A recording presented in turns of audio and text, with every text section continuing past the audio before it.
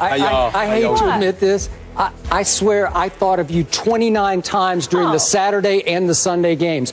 You're in my head. I just want you to know, just in case you have forgotten, since you made that comment at me about a little over a week ago about me not getting my picks right, I've been pretty close to perfect. Oh, no, wait a second. Cincinnati, Seattle? Did you have that one right? I don't think you had that one right. That's the only one. Well, what was the other one? I don't even know it. We didn't pick very many games. Oh, yes, we did. Huh? Yes, we did. Well, I think we picked 2. Yes, we go. How's your Oakland Raiders doing? Well, and how close was I? Did I not have the ball driving for the winning touchdown or field goal? You did. And finally, Derek Carr made one stupid, crazy mistake. We're going to get to that later, guys. Come on. I almost swept yesterday. Oh, let's get to the highlight of Sunday, though. Sunday Night Football.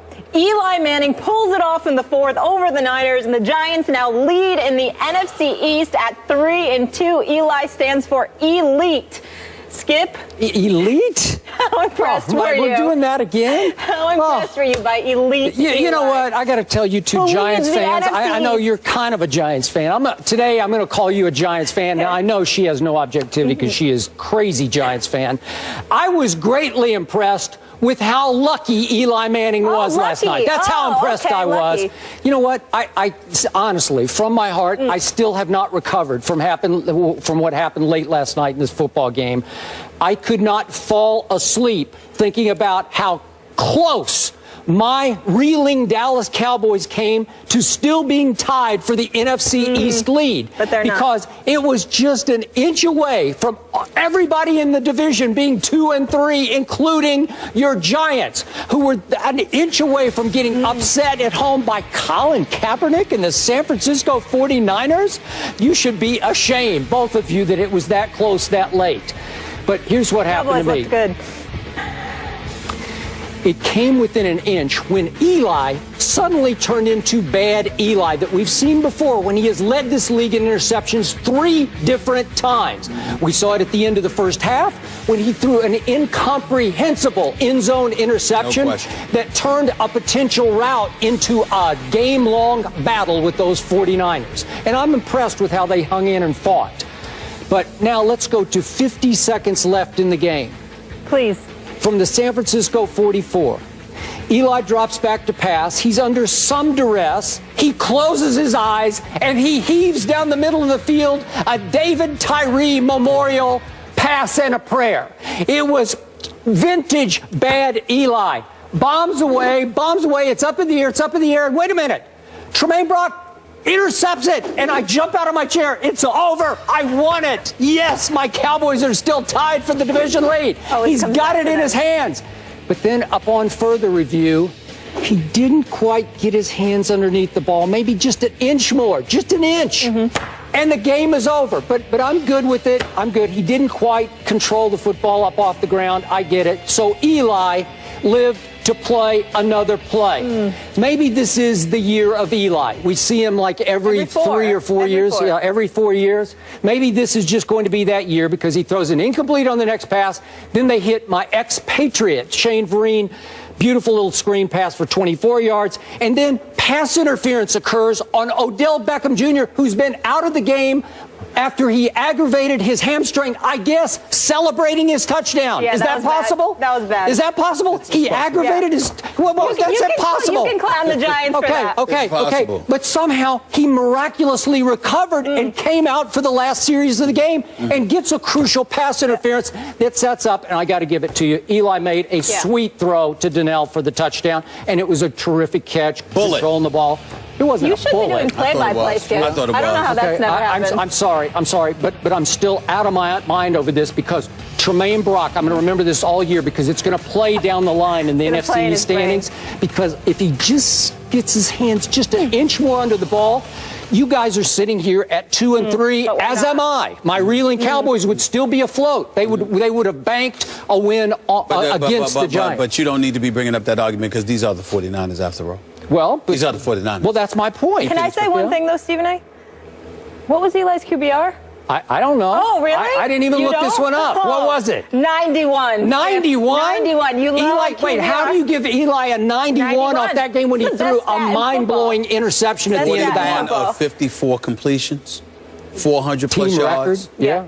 Team record. That's how you do that, Skip Bayless. Yeah. If this were Tony Romo or Tom Brady or somebody, you would not hesitate. Well, why would you deny it? Tom Brady, why would you deny it? Why would you deny it with Eli Manning? Let's because he's Eli. That's right. Exactly. You know, he doesn't deserve a 91. Well, I got news for you. I mean, if luck is what got him 2 Super Bowl championships, then most of us would want to be that lucky. Yeah. And by the way, if you're going to make the argument that Eli Manning is about luck, then the Dallas Cowboys are going to be incredibly unlucky because for 20 years and counting, luck will not be on their side. Well, I can promise you that. So you right now, I have Brandon Whedon on my side. That's all I got. I would tell you this. We'll get to them. We'll get to them later. I know we will. We'll get to them later. Yeah. Listen, I was proud of Eli and his performance. Odell Beckham Jr. out with a hamstring, comes back, gets the call in his favor. No, seriously, did he do it when he was celebrating his touchdown? I think so. I'm not sure, but I think so. Lord have mercy on all of us. And let me tell you something right now too.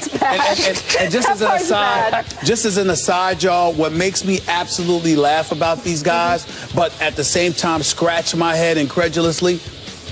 He did it right there. Check this out. Here's the thing that kills me. Here's the thing that absolutely positively kills me. Listen to this, y'all. Concussions are a big issue in the world of football. One of the first things these guys do when they celebrate is they butt heads. I don't understand it. I don't understand it. You get a celebration, you get a hamstring. You got concussion issues, you're butting heads with one another. I just don't understand it. It makes absolutely positively no sense to me, but it is what it is. Here's what it comes down to, Skip Bayless, and I'm going to use this game because really it's the 49ers as far as I'm concerned. I was disappointed that the Giants made it far tougher than it needed to be. This was a team that got outscored. What was it? 127 what was it? 28, 107 to 28, something along those lines in a 3-game losing streak that they had suffered from coming into this game. But what really resonates with me, Skip Bayless, and what I really would ask you to pay attention to, and I say this in an almost comical fashion because it does make me laugh, is that when I think about the Giants, here's what they're doing without Victor Cruz. Here's what they're doing with Ruben Randle having gone down. Here's what they did with Odell Beckham Jr. going down.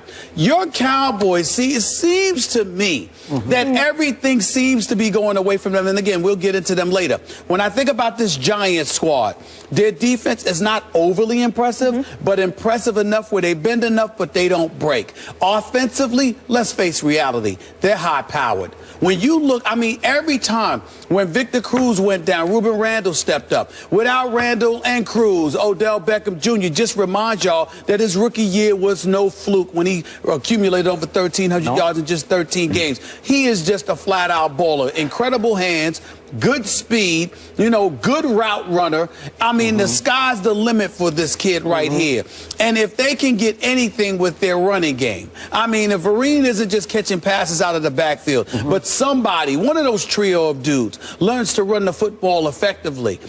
I'm just telling you right now, I look at the Giants offense and I say these boys are lethal. The NFC East is appropriately a division with them in first place because it is truly their division to take right now. The New York Giants are actually the team to beat as we speak in the NFC East. Now, obviously, Romo and Des Bryant are out, so that'll be revisited. But right now, they're on the way up.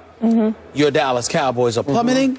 And the Redskins and the Philadelphia Eagles are just somewhere in between. The Giants right now are high-powered, and they're a team to be reckoned with, Skip. Okay, they were not a team to be reckoned with on defense when Colin Kaepernick chewed them up and spat them out in the second half. I agree with that. You should be a little shaky about that. I'm shaky with that whole fourth quarter. Well, I'm always shaky when their defense, their signature is defense in terms of their championship teams. Their championship teams won because they had the ability to get at the quarterback. I don't see this team being that kind of team. Nope, they don't. I see them beating themselves. Sometimes they do, but right now they're winning by default in a division because they still have one thing going for them. They still have their quarterback.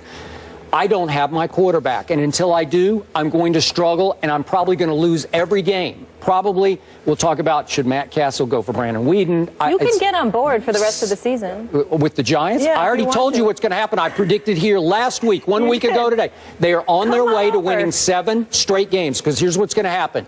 Next Monday night, a week from tonight, they're going to win at Eagles. They're going to beat my Cowboys in New York the next week. They're going to win at the Saints. They're going to win at the Bucks. Then the Pats will visit, and that will end their 7-game winning streak. But at that point, they're going to have a commanding lead in the NFC East, and then it's just going to matter, can Romo and Dez get and stay healthy, and could my team get hot? Because if my team gets hot and healthy, you guys better look out below. You know what boggles my mind about the New York Giants in all seriousness as we sit here talking about them right now? They're ranked 14th defensively, but they're 32nd against the pass. They're dead last against the pass. They're number 2 against the rush. You can't run. They can shut down the run. Passing-wise, they give up a lot of yardage.